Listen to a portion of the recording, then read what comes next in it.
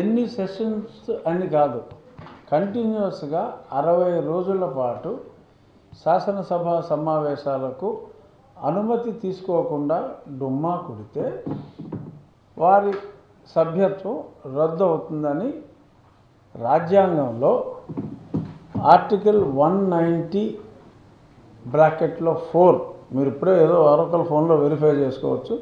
అందులో చాలా స్పష్టంగా రాసి ఉంది. సో దాన్నే ఇంప్లిమెంట్ చేయవలసిన బాధ్యత సభ మీద ఉంది. అంటే శాసనసభాపతి గారు 60 రోజులు దాటిన సభ్యులు ఎవరున్నా సరే సభలో ప్రవేశపెట్టాలి. మరి వీరిని చట్టం ప్రకారం వారు ఇన్ఎలిజిబుల్ అవుతారు. అక్కడికే వారు డిలే కండోన్ చేయమని రిక్వెస్ట్ పెడితే సభ అనుమతిస్తే ఆ డిలే కండోన్ చేసే అధికారం సభకు ఉంది. అదర్వైజ్ కంపల్సరీగా 60 రోజులు దాటిన వెంటనే శాసనసభలో దాన్ని ప్రవేశపెట్టాలి. That is mandatory.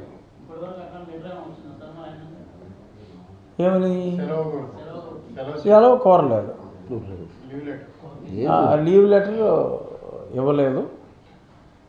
మొన్న ఎవరో ఒక విలేకరి ప్రశ్నిస్తే ఏం చేసుకుంటారులే పాప అని చెప్పి ఆయన తనదైన శైలిలో చెప్పడం జరిగింది. ఈ స్టైల్లో చెప్పారు మీరు. సో మరి అది ఆయన లీవ్ పెట్టి ఉద్దేశం ఉందో లేదో నాకు తెలియదు. ఎందుకంటే ఇది కారణం. నేనేదో కోర్టులో నోటీసులు ఇప్పించాను, సమన్లు ఇప్పించాను స్పీకర్ గారికి, అప్పుడు దాకా వెయిట్ చేయాలి అనేది చెల్లదు. లీవ్ లెటర్ సహేతుక కారణాలతో లీవ్ లెటర్ ఇస్తే అది స్పీకర్ గారు ఒప్పుకుంటే, అందులో సహేతుకత ఉంటే ఉంటుంది. అదర్వైజ్ 60 రోజుల్లో 61వ రోజు సభ నడుస్తూ ఉంటే డెఫినెట్గా అది పెట్టాలి. చూద్దాం మరి. ఆయనతో పాటు ఆయన పార్టీకి సంబంధించినటువంటి ఎమ్మెల్యేలు కూడా రావద్దు అనేది ఆయన మైండెడ్. ఇప్పుడు అదే చెప్పండి అన్నది. అవును, ఎవరి లెటర్ వాళ్ళు ఇచ్చుకోవాలా లేకపోతే ఎవరి లెటర్ వాళ్ళు ఇచ్చుకోవాలి? లేదు లేదు లేదు, ఎవరి లెటర్ వాళ్ళే ఇండివిజువల్గా ఇచ్చుకోవాలి. సామూహిక లీవ్ లెటర్ అంటే అది మళ్ళీ బోగస్ కింద వస్తుంది. ఎవరికాళ్ళు వారి సమస్యలు, హాస్పిటల్ అడ్మిట్ అయ్యారా ఇంకోటి వారి సమస్యలు వారే చెప్పుకోవాలి. ఒకవేళ ఎవరో రాకపోతే మొత్తం అన్ని స్థానాలకి ఒకేసారి. మాజీ ముఖ్యమంత్రి హోదాలో ప్రస్తుత ముఖ్యమంత్రికి ఎంత టైం ఇస్తారో అంత టైం ఇస్తాం మీరు ప్రామిస్ చేయగలరా?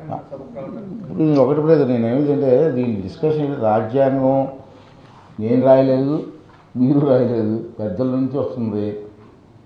రాజ్యాంగ ప్రకారంగా రూల్స్ ప్రకారంగా అసెంబ్లీ రూల్స్ ప్రకారంగా చూస్తే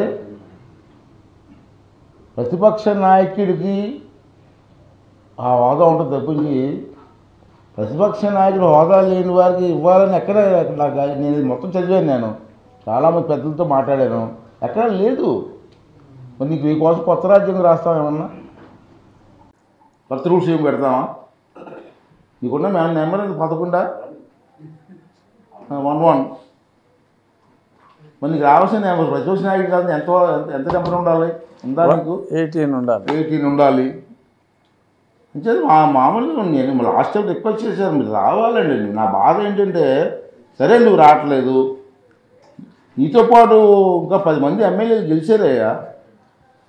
వాళ్ళ సమస్యలు అసెంబ్లీలో చెప్పుకునే అవకాశం కూడా వాళ్ళకి ఇవ్వాలి. వాళ్ళు కూడా రా, నీతో పాటు వాళ్ళని కూడా వెళ్తున్నావు. వాళ్ళు నాకు ఏదో ఫంక్షన్లో కలుస్తూ ఉంటారు విశాఖపట్నం. దీన్ని ఏమైనా వచ్చి మాట్లాడండి మీ ప్రాంతం గురించి అంటే అసలు వెళ్ళొద్దని మాకు ఆర్డర్ ఇస్తారంటారు. ఏంటి తప్పు కదా?